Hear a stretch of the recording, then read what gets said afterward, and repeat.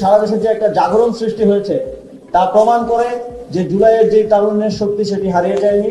এই প্রজন্ম নিজেদেরকে এখন পর্যন্ত একটি অভ্যুত্থান সফল করার মাধ্যমে প্রমাণ করেছে।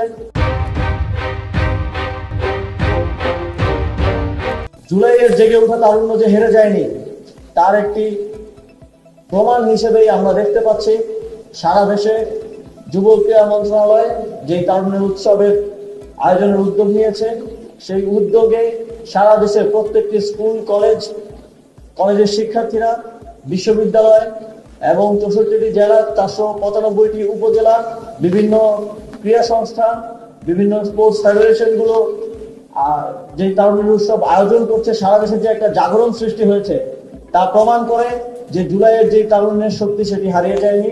আমরা এখনো আছি, আমাদের গঠনমূলক বিভিন্ন ধরনের খেলাধুলা, সাংস্কৃতিক কার্যক্রমের মাধ্যমে আমরা হাজির আছি।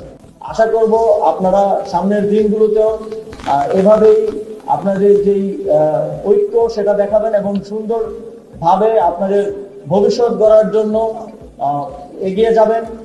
মনে রাখতে হবে যে একটি প্রজন্ম তিলে তিলে গড়ে ওঠে এবং এই প্রজন্ম নিজেদেরকে এখন পর্যন্ত একটি অভ্যুত্থান সফল করার মাধ্যমে প্রমাণ করেছে।